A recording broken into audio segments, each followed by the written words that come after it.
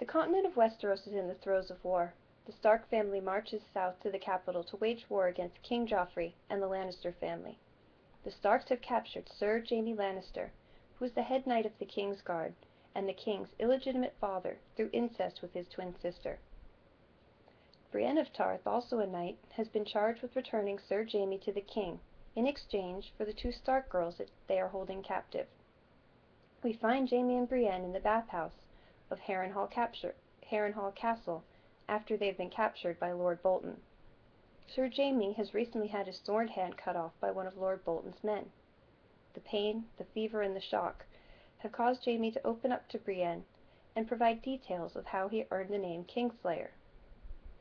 Brienne learns that perhaps there is more to a story than what she has heard. But what reason could she possibly have to trust an Oathbreaker? A Storm of Swords by George R.R. Martin.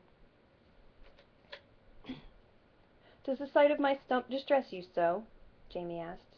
"You ought to be pleased. I've lost the hand I killed the king with, the hand that flung the Stark boy from the tower, the hand that slid between my sister's thighs to make her wet."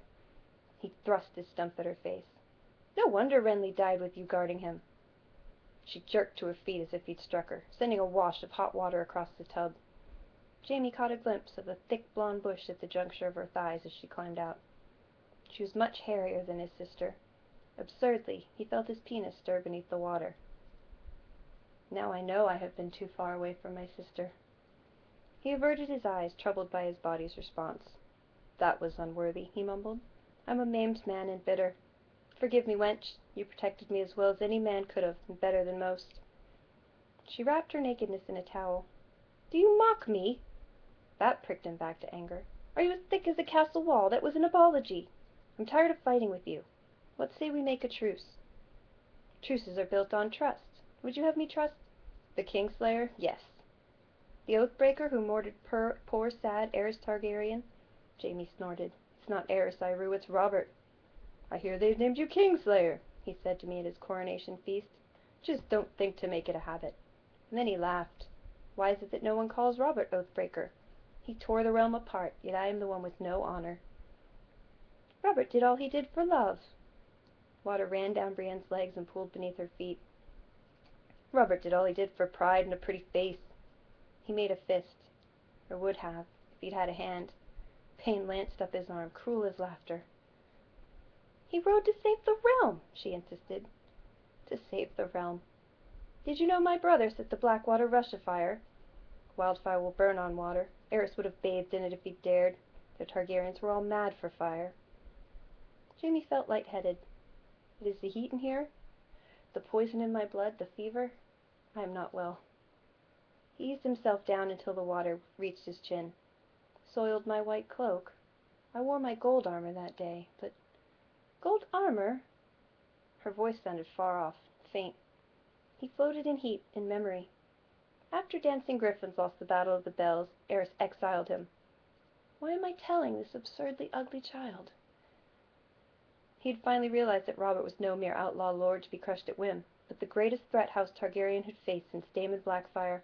He saw traitors everywhere, and Varys was always there to point any he might have missed. So His Grace commanded his alchemists to place caches of wildfire all over King's Landing, beneath Baelor's Sept, in the hovels of Fleet Bottom, under stables, storehouses, at all 7 gates, even in the cellars of the Red Keep itself. Everything was done in the utmost secrecy by a handful of master pyromancers. They did not even trust their acolytes to help. The Queen's eyes had been closed for years, and Rhaegar was busy marshalling an army. But Aerys's new mason dagger hand was not utterly stupid, and with Rosart, Bellis, and Gregarious coming and going day and night, he became suspicious. Chesald. That was his name, Lord Chesald. It had come back to him suddenly with the telling. I'd thought the man craven, but the day he confronted Aerys, he found some courage somewhere. He did all he could do to persuade him. He reasoned, he jested, he threatened, finally he begged. And when that failed, he took off his chain of office and flung it down on the floor. Aerys burnt him alive for that, and hung his chain about the neck of Rosart, his favorite pyromancer, the man who had cooked Lord Rickard Stark in his own armor. And all that time, I stood by the foot of the Iron Throne in my white plate, still as a corpse, guarding my liege and all his sweet secrets.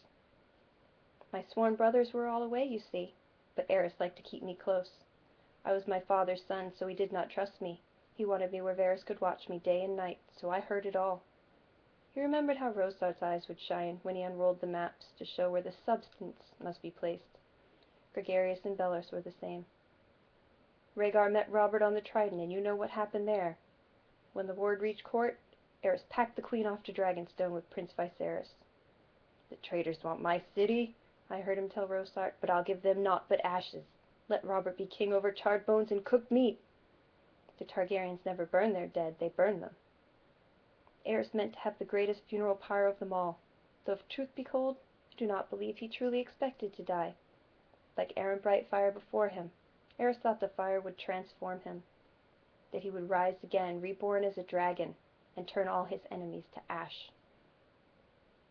It fell to me to hold the Red Keep, but I knew we were lost. I sent to Eris asking to leave to make terms. My man came back with a royal command. "Bring me your father's head if you are no traitor." Eris would have no yielding. Lord Rosart was with him, my messenger said. I knew what that meant. When I came on Rosart, he was dressed as a common man-at-arms hurrying to a postern gate. I slew him first. Then I slew Eris, before he could find someone else to carry his messages to the pyromancer. Days later I hunted down the others and slew them as well. Belus offered me gold, and Gregarious wept for mercy. Well, a sword is more merciful than fire, but I don't think Gregarious much appreciated the kindness I showed him. The water had grown cold. When Jaime opened his eyes, he found himself staring at the stump of his sword hand, the hand that made me Kingslayer. The goat had robbed him of his glory and his shame both at once. Leaving what? Who am I now?